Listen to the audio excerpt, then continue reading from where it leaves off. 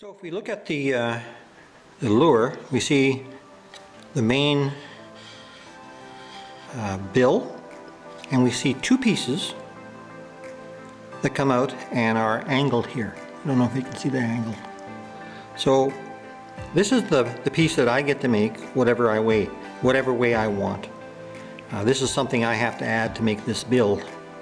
So what I've done is I've chosen a shape that I like, and I've actually based it. If you look, there's an angle there that looks very similar to the front bill. That way it kind of looks like it all goes together.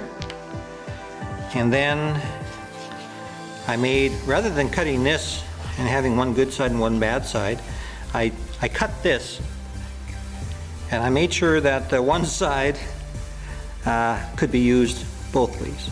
So then I did my line, I lined it up, and I made the scribe, and then I did it this way, because now I'm using the same curve, it should be identical. And then I had to measure how far this thing had to go into the lure. So let me show the outcome. Now bear in mind that this one here is longer, so I'm going to make them both this long, and then before I glue them I'm going to trim them. So if you put that here, so that'll give you your length. I decided that I wanted about 1 1/4 inches in front, and I decided that because if you look at this lure, this is the strongest part where these two come together, and if you got to put the strongest part somewhere, why not put it over top of where you're tying onto the lure, because that's the point at which there's the absolute most strain in any lure. So that's what I decided to do. I'm ready to transcribe this onto polycarbonate. I'll make 2 of them, and then we'll come back. Alright, so here's all of the polycarbonate for the bill, total of 3 pieces, and we're ready to take this off with a bandsaw.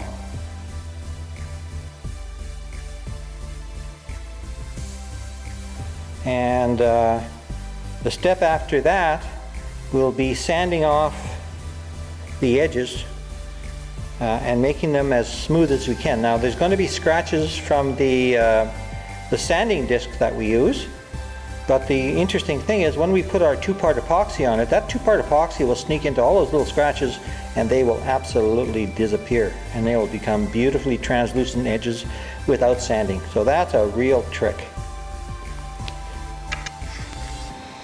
Okay, I'm back with the pieces, all 3 pieces, kind of ready to go.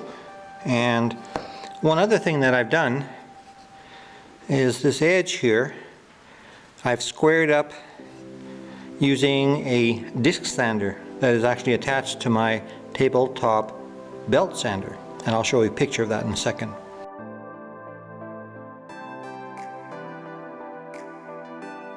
So all of these angles here are nice 90 degrees. Now, I don't know if the camera can focus on this, but you can see some sanding marks. And if you've ever worked with this kind of stuff, you may have done a fair bit of sanding along these edges to polish these edges.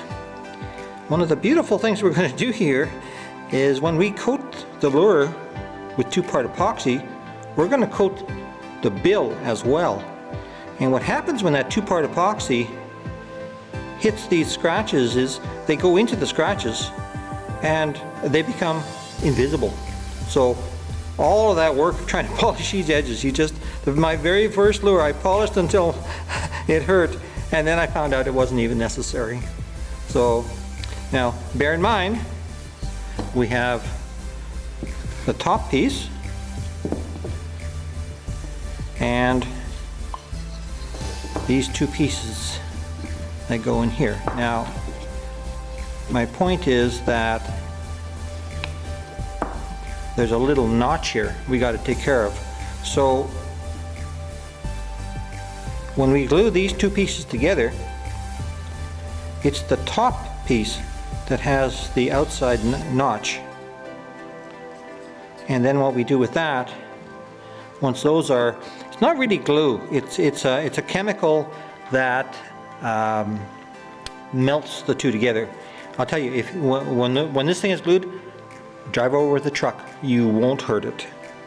So you'll kind of do this, and I'll show you how to line things up. And anyway, what you'll do is you'll put a puddle of that material here, and you'll squish it out the far side, and then mop it up as best you can with a Kleenex. So anyway, one of the other things I'm going to do is I want to put a 30-degree angle on here. I'm going to use that same disc sander to do that. And these two. So this is how I put the angle on it. See, I've got a. So I just slant the table 30 degrees. It's not a precise angle. Got a little scale on the side, close enough.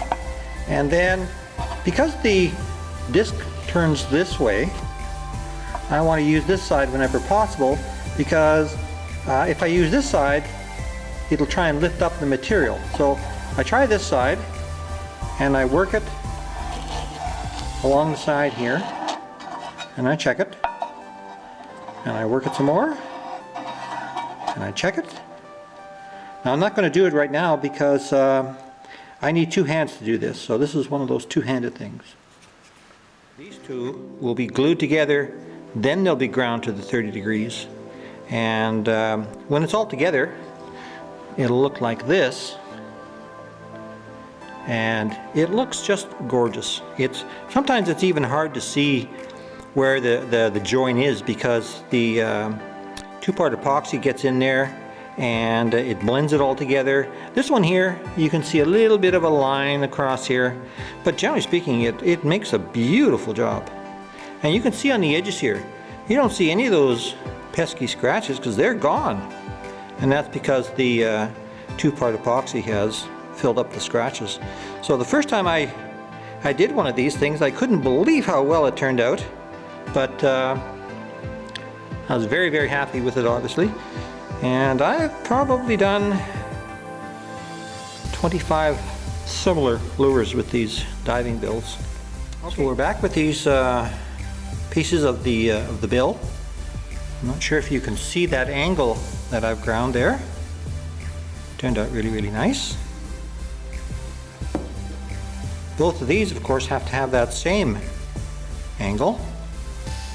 I'll get back to you before I do the gluing. The gluing is not really gluing. It's a chemical that melts the two pieces together. They will never come apart after they have been melted like that. And it's a little bit unusual how you put this stuff together. So here are the two pieces that have to go together, and they're going to go together like this. So I've marked, I don't know if you can see that, the center there and the center there, and also on this side, center there and the center there. So it's good to kind of rehearse this. And one thing you always want to do, of course, is wipe off these surfaces with alcohol.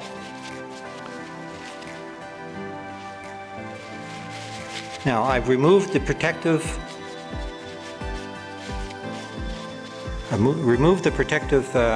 masking tape from this one side, and I've removed the protective plastic from this other side. So when I flip it, what I want to do is I want to line up that back first.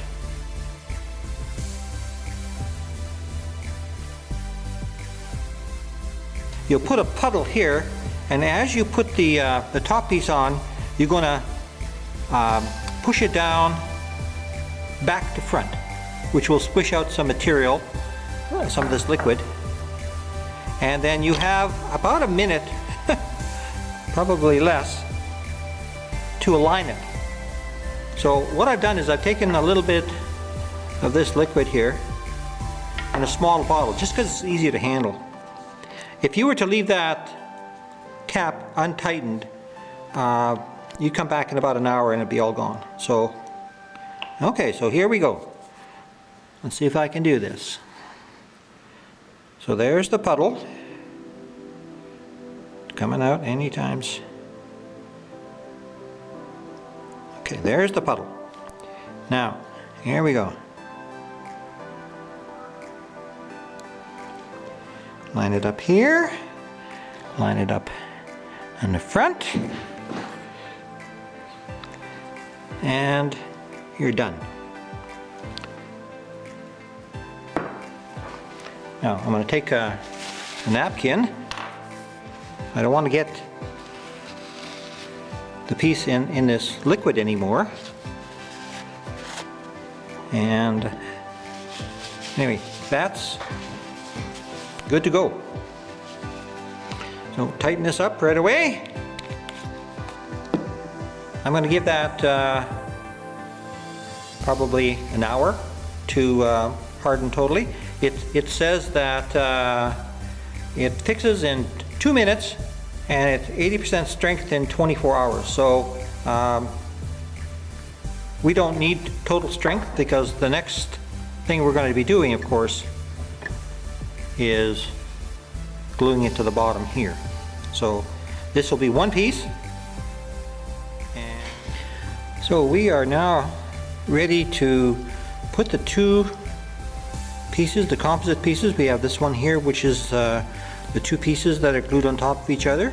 I've taken down that 30-degree edge on both of them so they melt into each other really nice.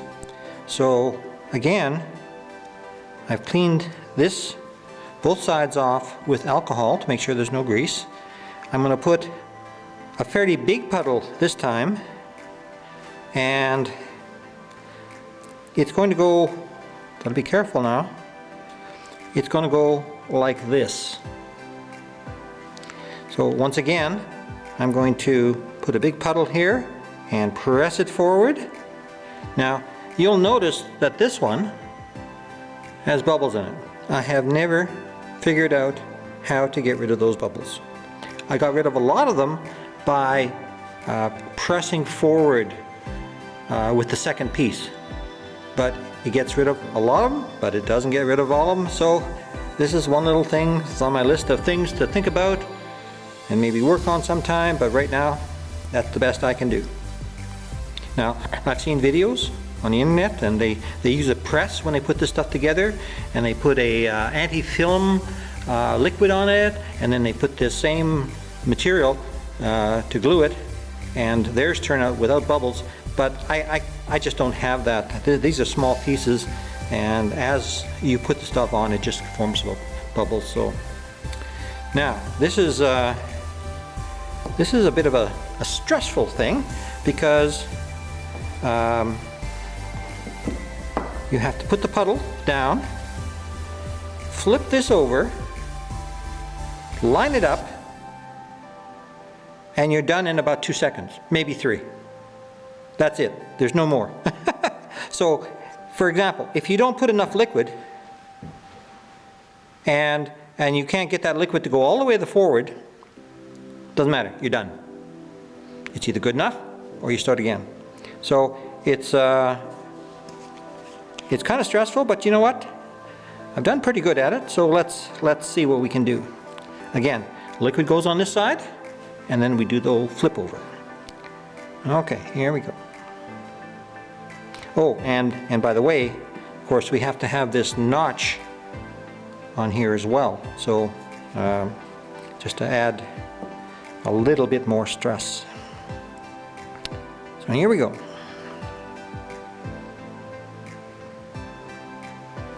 That's a goodly amount.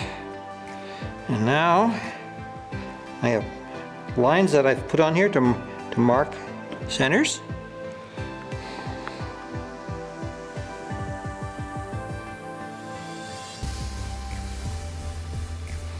And you see that excess liquid there. I have my handy dandy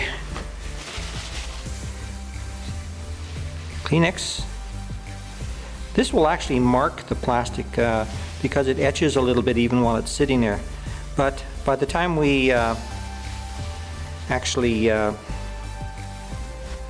gotta be careful, because if you're not paying attention, all of a sudden your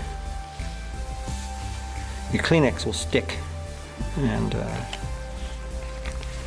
so you can push on that a little bit if you want. Still going to get bubbles, but it seems nicely aligned. And even though it's fused together right now, I'm going to leave it for 20-30 minutes just to make sure that I don't accidentally push it out of alignment or something silly like that. So I've had a bit of a change of plan here. I went to put this lure into the pail before putting any water in it, and you know what? It's just too darn big. So I decided, well, okay, so I'm going to have to use my plan B, which is I have a large bathtub upstairs, so I'm going to have to fill that up. So rather than trying to tape the bill to the side, I thought, well, why don't I just mount it? So that's exactly what I ended up to do. So in order to get it to fit in this space, it is so tight that I had to take the tape off, masking tape off the top, and there's a film on the bottom protecting. I took that off, and lo and behold, it fit in, and I don't know if you can see this. It fit in beautifully. Now, you'll notice that there's more material here than I need, which is fine. I'll come back in another video and show you how I take that off. But in order to mount this properly, there's really only one really good way. So in a few minutes here, I'm going to actually show you the view along this line and sight it along the center of the bill. But in order to get there, you line it up, and when it's, one of the advantages is when it's quite stiff in here, you can actually drill a hole, and bear in mind there's going to be as many as two for sure, possibly 3. And so you mark the 2 holes, one on the front, one on the back, and you drill it with a drill size that is equivalent to the size of the screw. Now I've got some special self-tapping screws, but I've also used like a number 4 wood screw, a little tiny head. So these are here just to hold it for now. Bear in mind that this still has no glue. So if you try and force that screw in, you could split the whole thing apart, which probably is not what you want to do at this time. So you drill the hole. Actually, you take the bill off of it and you drill the first hole with just the perfect size. Now the reason that you take the bill off is you're not quite ready to go into the plastic yet. Okay, so you've drilled that hole in the wood, and then you put the plastic bill back in and you line it up as best as you know how. And I'll be talking about several different ways to line it up. And then you come back, drill that first hole, take it out. Now you go back after lining it up, you drill through the plastic, and I don't know if you can, you probably can't see this right now, but there's a lot of plastic there. So then you come back and you put one of these screws inside the bill just to get a thread started. So then you put a drill through the top that will allow you a little bit of wiggle room, because the odds of getting 2 perfect screws lined up is like zero. It ain't gonna happen. So what you need is ultimately, with even these 2 screws, you need a little wiggle room. Just to go a little bit to the left, a little bit to the right. There you go, that's perfect. Now, so you do the front hole the same, and for a large lure like this, you could even put another one in the center here, if you want. I would put that one in after it's glued though, then it's certainly not going to go anywhere. So now you've got this thing kind of lined up, and when you go to glue it, of course you're going to put glue on all of the different faces, and one of the problems with the glue is, of course, when you squeeze it in, when you squeeze the blade in, it squeezes out most of the glue. So probably right about now is the time where you want to take a little bit of wood off that edge there. Now, right now we're going to be going into water, so it doesn't much matter. And then after we decide how much weight we need, we can split it apart, and that will help dry it. But when we glue it back together again, we'll have the hole inside on both sides. Based on the volume of lead that we need, we'll do the final glue up, we'll put it together, and the bill won't be in it. And then after a day or so, we'll go back and make sure there's no little bits of glue that are in the way. And then we will put a whole bunch of 5-minute epoxy in there and squeeze it in. But now we got a little bit of room.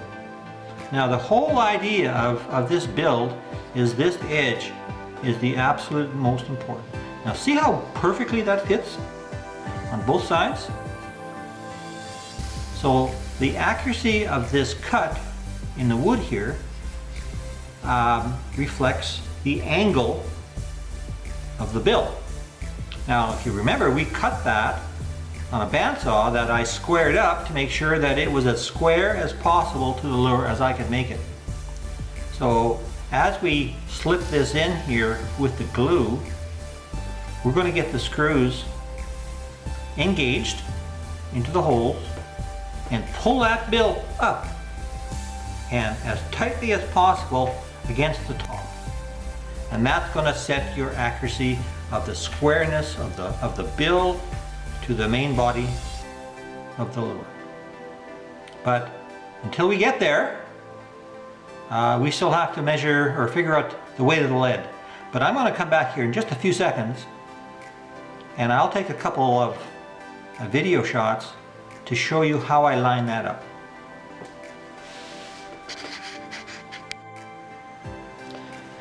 So there's 2 ways to line this up, and you're going to need both of them. So as I look along the bill, you may notice a black mark just by the tip of my thumb there. That's a mark that is marking the divide between the 2 halves. Now, this is a very useful process because, one, it helps you line up the bill, and it also gives you a look at the lure. And if you notice right here, the left-hand side of the nose is smaller than the right-hand nose, part of the nose. So right off the bat, I know that I've got to do some more sanding on that nose. So once I get this lined up, I can then go to this view. Now this is where that line I've been harping about all this time. And I sight along the line on the lure to line that up with the line on the bill.